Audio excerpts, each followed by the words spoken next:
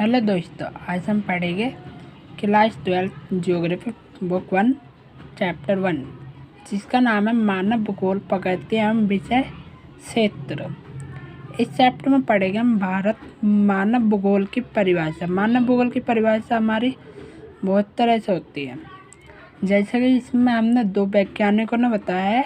पहले वैज्ञानिक ने बताया मानव भूगोल मानव तथा प्रकृति के बीच संबंधों का अध्ययन को हम मानव भूगोल कहते हैं। कि इसमें बताया ह्यूमन है, मानव और प्रकृति है। प्रकृति में अपने आप ही क्रियाशील होती रहती है और मानव इसमें कोई भी एक्टिविटी करेगा, उन दोनों के संबंध को ही हम मानव भूगोल कहते हैं। दूसरा है मानव भूगोल अस्थिर पृथ्वी तथा क्रियाशील मानव के बीच संबंधों का अध्ययन है। कि इसमें क्या होता है, पृथ्वी है वो हमारी अस्थिर है, वो हिल नहीं सकता, अस्थिर है। और मानव क्या है, क्रियाशील है। मानव इसमें कोई ना कोई एक्टिविटी करता रहता है, उनके संबंधों का भी हम मानव भूगोल कहते हैं। मानव भूगोल के क्षेत्र ये हमारे 6 प्रकार के होते हैं। पहला है नगरीय भूगोल। नगरीय भूगोल जिसमें हम नगर के बारे में पढ़ेंगे। दूसरा है जनसंख्या भूगोल, इसमें हम जनसंख्या के बारे में पढ़ेंगे। आर्थिक भूगोल, इसमें हम पैसों से रिलेटेड पढ़ेंगे। राजनीतिक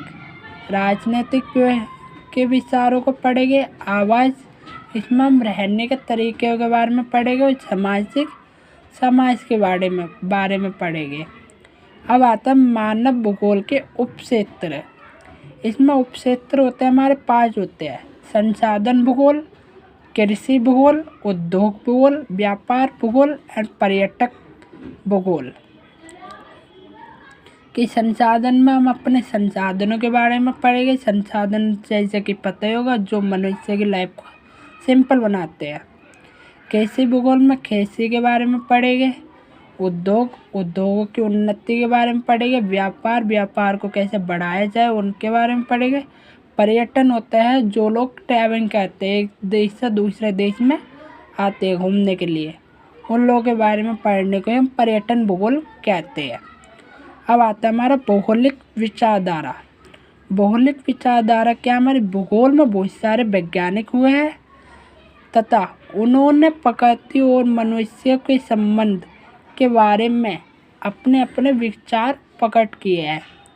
इन्हीं विचारों को हम भौगोलिक विचारधारा कहते हैं। इसमें सिंपल बताया है, भूगोल में हमारे बहुत सारे वैज्ञानिक हुए हैं। उन्होंने अपने अपने विचारों को प्रकट किया है कि मनुष्य तथा प्रकृति के संबंधों के बारे में अपने अपने विचारों को प्रकट किया है। उन्हीं विचारों को हम भौगोलिक विचारधारा कहते हैं। और ये विचारधारा 3 प्रकार की होती है। एक होता है नियतिवाद, संभववाद और नवनिश्चयवाद विचारधारा। अब इसके बाद हम पढ़ेंगे नवनिश्चयवाद विचारधारा क्या है। ये हमारी तीसरी विचारधारा है और दूसरी हमारी संभववाद और पहली हमारी नियतिवाद या इसे निश्चयवाद विचारधारा भी कहते हैं। इसमें पढ़ेगा नियतिवाद या निश्चयवाद। इसकी खोज करी थी हमारे रैडजेल एंड हम्बोल्ट। इसके समर्थक थे।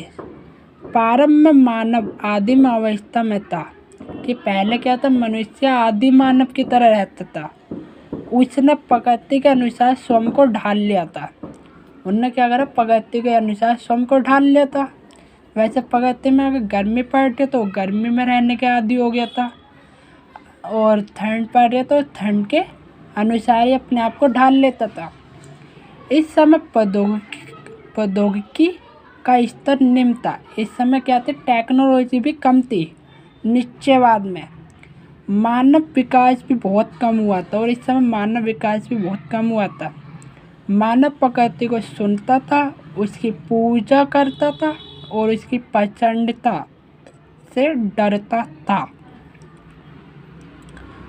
कि इसमें क्या होता था, पहले के समय में मानव था वो अगर बारिश सही होती, बारिश ज़्यादा होती थी, वो बोलते थे कि इंद्रदेव का प्रकोप है, तो प्रकृति से डरता था, तो इसीलिए वो इसकी पूजा करता था। संसाधनों के लिए मानव सीधा प्रगति पर निर्भर रहता था पहले निश्चयवाद में। अंततः इस अवस्था को पर्यावरणीय निश्चयवाद का नाम दिया गया। इसे हम पर्यावरणीय निश्चयवाद भी कहते हैं। इसके हम हमारे 3 नाम हो गए, नियतिवाद, निश्चयवाद और पर्यावरणीय निश्चयवाद। अब आते हैं हमारे संभववाद विचारधारा। समय के साथ साथ मनुष्य का विकास हुआ। कि समय के साथ साथ क्या हुआ, मनुष्य का विकास हुआ। और इसके समर्थक हमारे बिरलाल डी ला विलस, इसके समर्थक इन्होंने इसकी खोज करी, बताया।